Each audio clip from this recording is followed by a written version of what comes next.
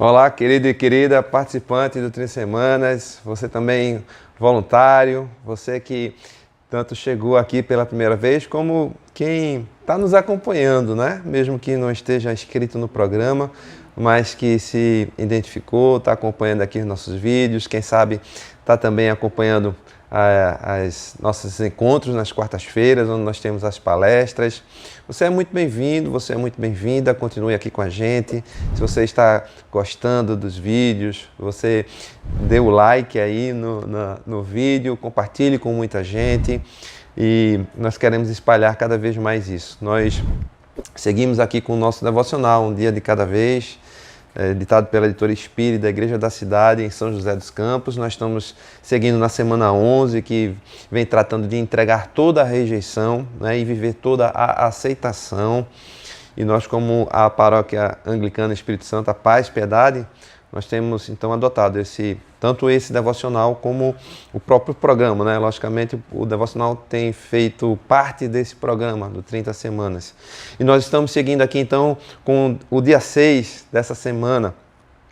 Viva o que Jesus sonhou para você. Essa é a proposta da nossa reflexão de hoje. Viva o que Jesus sonhou para você. Deixa eu perguntar uma coisa a você. Quando você, até mesmo antes da gente ler aqui a passagem que temos no nosso devocional de hoje, quando você está se preparando, né, ou está na expectativa, ou você mesmo está preparando um grande evento, uma grande festa, né, um casamento, um noivado, a formatura no colégio, a formatura na faculdade, quem sabe um grande reencontro com alguém, um programa da igreja que você está para fazer ou está na expectativa, né, de receber na volta aquele povo que está no programa. A gente cria essa grande expectativa em nós, não é verdade? De um futuro próximo que está por vir. E aqui em 1 Paulo aos Coríntios, na primeira carta dele aos Coríntios, capítulo 2, verso 9, veja que coisa fantástica a gente tem. Olho nenhum viu, ouvido nenhum ouviu, mente nenhuma imaginou o que Deus preparou para aqueles que o amam. Que tal a gente passar a ter, né? Já deveríamos ter a mesma expectativa, a mesma não, nem se compara. A expectativa que a gente tem num desses eventos que eu falei, né, ou numa dessas situações que eu falei, não pode nem se comparar com o que está escrito aqui. Porque o que Paulo está falando aqui, né, é sobre uma expectativa que só o Espírito Santo de Deus pode dar. O que Paulo está dizendo aqui é que a sabedoria humana não alcança isso daqui. O que Paulo está dizendo aqui é que só aquele que passa a ter intimidade com o Senhor em sua maturidade é que pode, de longe, talvez, imaginar isso aqui, começar a criar expectativa nesse futuro que ainda não chegou. Paulo, no final dessa capítulo de 2 Coríntios 2, ele diz assim: quem conheceu a mente do Senhor para que possa instruí-lo? Nós, porém, temos a mente de Cristo. Ora, nós como filhos e filhas de Deus, como próximos a Ele, nós temos a possibilidade de criar expectativa nisso daqui.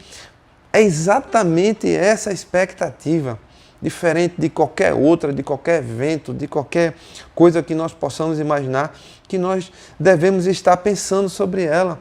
Olho nenhum viu, ouvido nenhum ouviu, mente nenhuma imaginou que Deus preparou para aqueles que o amam. Que nível de aceitação Deus tem por nós. Veja o que diz assim, que a gente não pode nem imaginar o que Ele tem preparado para a gente. Isso é muito impressionante, gente. A gente deve viver por isso daqui. E aí eu queria falar um pouco entre a diferença entre nós, né? O que nós somos, o que nós pensamos, o que nós esperamos e o exemplo de Jesus. Porque o que nós temos que tomar a decisão para deixar de fazer o que nós temos feito. Nós temos procurado muito agradar os outros, viver pela aceitação dos outros. E aí, quanto mais a gente se esforça para essa aceitação, pela nossa própria força, mais a gente tem rejeição, porque a gente nunca está satisfeito com a aceitação do outro, com que o outro pode reagir às nossas expectativas, porque nunca ele vai reagir conforme o que nós esperamos, nunca. E essa frustração só vai aumentando. Enquanto que nós temos duas perguntas importantíssimas, que estão aí no seu devocional para que a gente possa responder. É se você aceitou o sacrifício que Jesus fez por você na cruz. Se você aceitou, então você é filho e você é filha de Deus. Nós já podemos criar expectativa nisso aqui que acabamos de ler em 1 Coríntios. Uma segunda pergunta é que se você aceitou, se você cumpriu o propósito para o qual foi criado. Essa é a grande questão, porque se nós aceitamos, nós vamos cumprir esse propósito. Se nós não estamos cumprindo esse propósito, nós precisamos ver se nós aceitamos apenas da boca para fora ou se realmente isso entrou no nosso coração, entrou na nossa mente, entrou na nossa vida. Isso é muito sério, porque isso compromete todo o nosso futuro. Porque o tempo que nós temos aqui, nesse mundo, é o tempo de treino para uma eternidade. E nós vamos viver na eternidade conforme o que nós decidimos aqui nesse mundo. Isso pode parecer duro. E Andréa Vargas esteve com a gente recentemente e ela disse, olha, eu era uma moça boa, era uma moça... Ela sabe do nível intelectual que ela tinha, então ela tinha um bom nível educada, ela obedecia aos pais, era uma boa moça, mas ela disse, eu ia para o inferno sendo uma boa moça, porque eu não conhecia e não aceitava a palavra do Senhor. Então, aceitar e cumprir o propósito, esse é o nosso objetivo, e não desejar agradar a ninguém. Por quê? Qual foi o exemplo de Jesus? Qual foi o exemplo de Jesus? O exemplo de Jesus foi que ele não se preocupou com a aceitação de ninguém. Gente, Jesus viveu o tempo todo sendo testado em tudo que ele fazia. Se ele curava alguém, diziam que era demônio, né?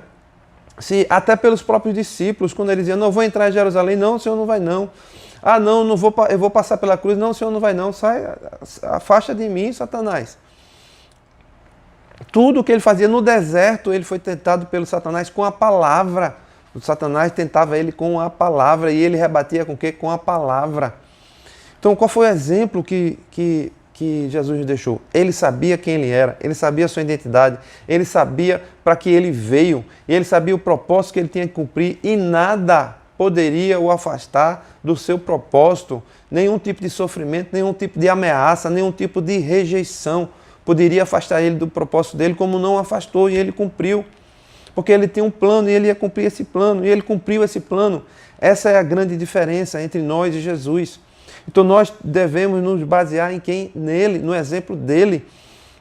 E aí nós vamos seguir em frente com o nosso propósito, nós vamos nos aproximar mais dele, nós vamos viver mais no Espírito, nós vamos entender mais a mente do Senhor, nós vamos criar mais essa expectativa sobre um futuro que está próximo, não sabemos quanto tempo, mas mais próximo do que antes, com certeza, por tudo que a gente vê acontecendo. Criar expectativa no futuro que ainda não aconteceu, sem ansiedade, mas esperando no Senhor e vivendo conforme a sua vontade.